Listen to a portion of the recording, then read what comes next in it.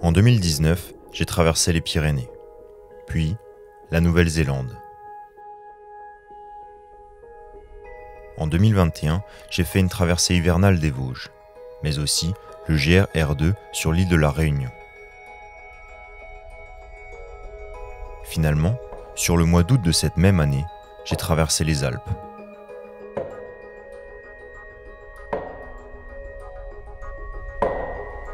Et maintenant ?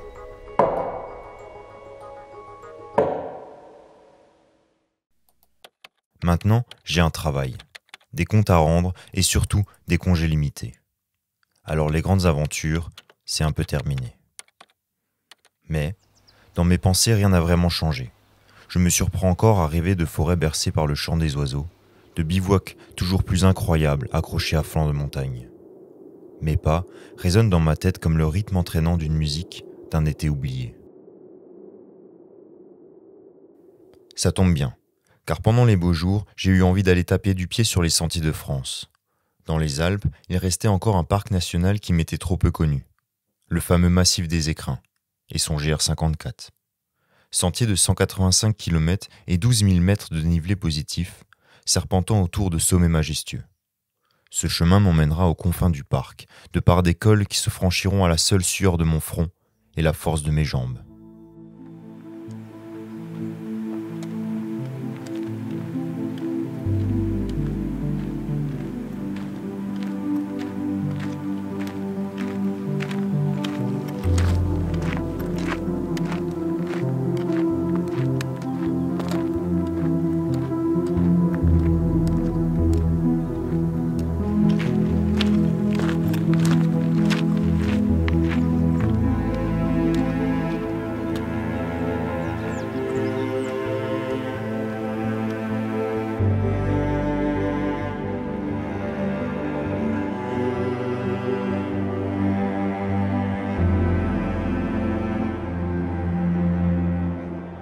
Souvent, on me demande pourquoi je vais en montagne.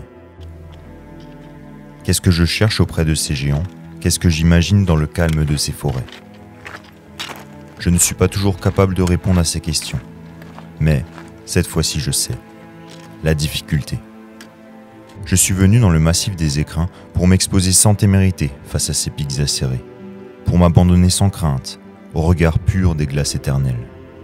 185 km me permettront de scruter au plus profond de moi. Ces montagnes ne seront finalement que le reflet de mon esprit. J'ai 6 jours, et pas un seul de plus.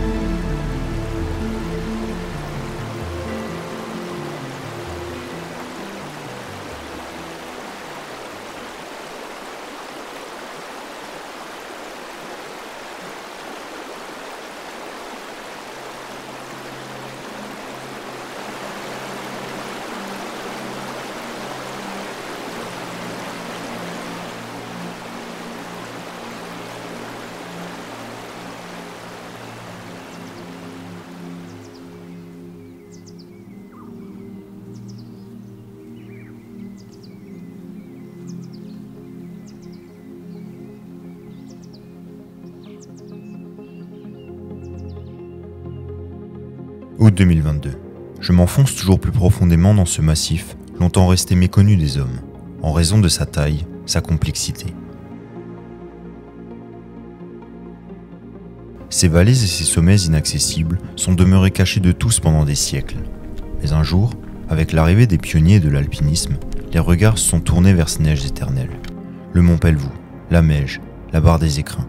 Chacun de ces sommets a accepté les foulées de ces premiers hommes, venus chercher la rudesse d'une aventure. Aujourd'hui, face à la tâche à accomplir, je suis venu me courber humblement devant ces colosses.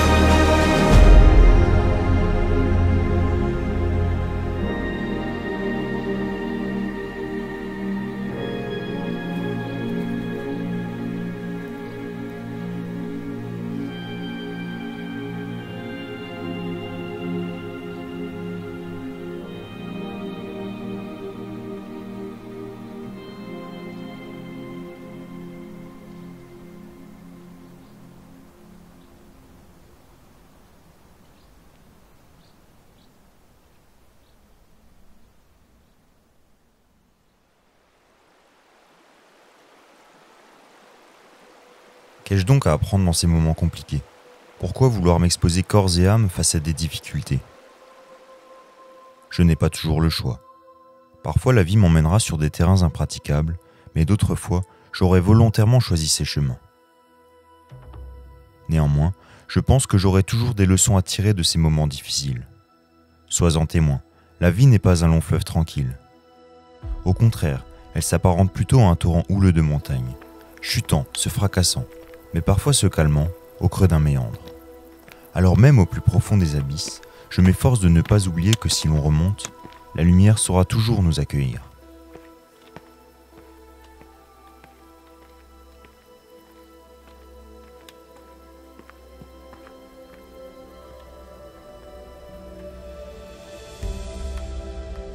En m'exposant intentionnellement face à ces difficultés, je ne recherche pas la gloire d'un chrono ou le mérite d'un exploit.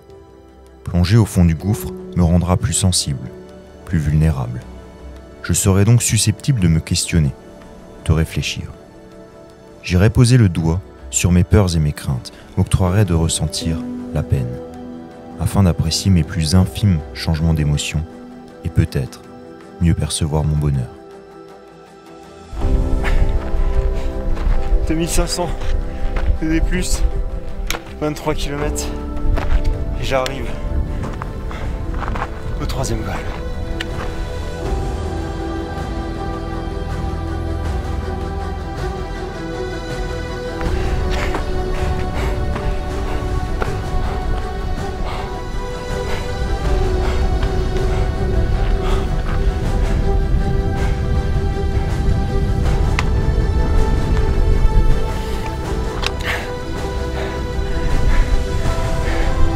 C'est ça qu'on vient chercher, la difficulté et les moments comme ça, les questionnements, les réponses aux questionnements.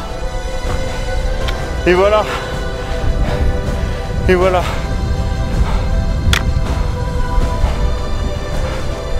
Je l'ai fait.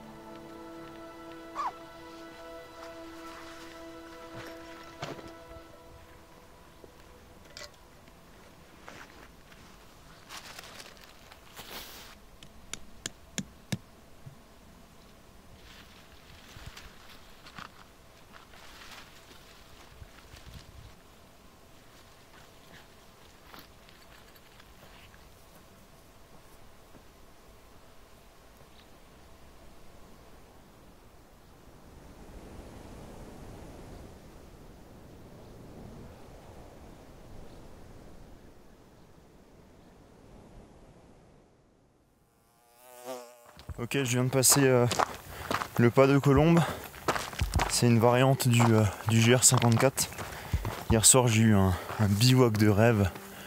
Et aujourd'hui ça va être une belle longue journée. Je vais essayer de rejoindre Val-Louise en one shot. Mais pas sûr que ça passe. Comme il y a énormément de kilomètres et un petit peu de dénivelé. Mais au pire j'ai un deuxième spot de bivouac pour être bien et au finir tranquillement le lundi matin.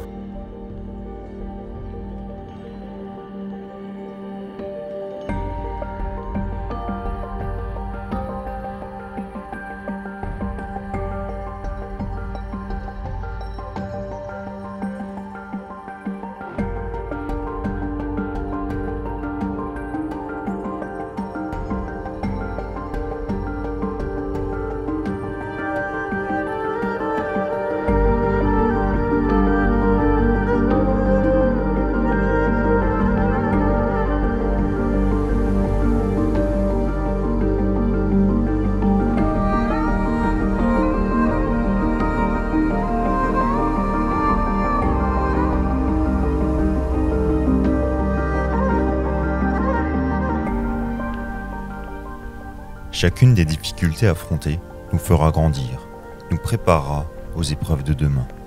Intentionnellement ou pas, nous apprenons à repousser nos limites, nous devenons plus forts, de jour en jour. À l'instar de la vie, la randonnée ne semble être qu'une oscillation d'événements. Pendant la marche, chacune des émotions est décuplée. Il est aisé de passer du plus haut comme au plus bas en quelques heures. Alors même si ce n'est pas toujours facile, je continue de mettre un pied devant l'autre en pensant que chaque col aura sa fin. Ok, encore un col de passé.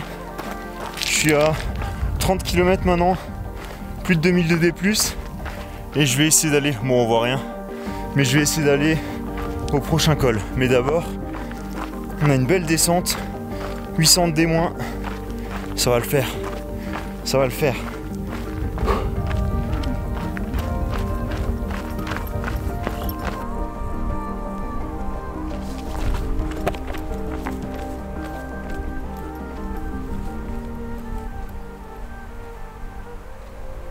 Il est maintenant 20h et j'attaque le dernier col de la journée, 2700 mètres. Et objectif c'est le soleil qui est juste là, c'est aller plus vite que lui.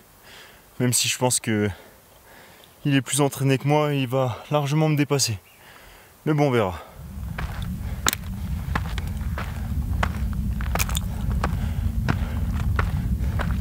Avant-dernier col de la traversée.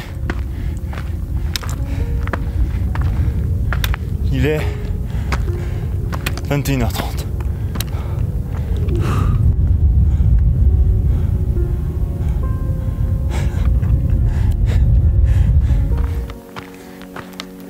Dernier col du GR54. Dernier col et le plus haut.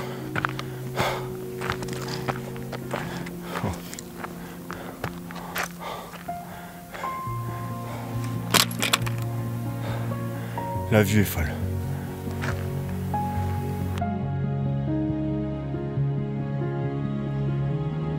C'est bon, j'ai trouvé le spot pour le camp de ce soir. Il me reste quelques kilomètres. Je finirai tranquillement demain matin, parce que là je suis crevé. Et voilà.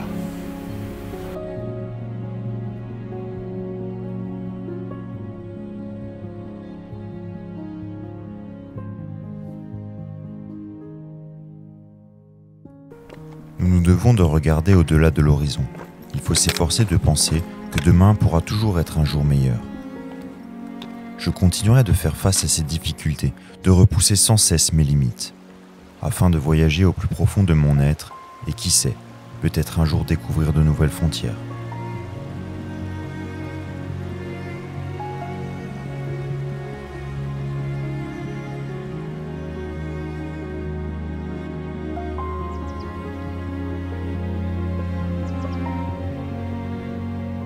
Finalement, j'aimerais vous dire que les petites victoires du quotidien feront de nous qui nous serons demain.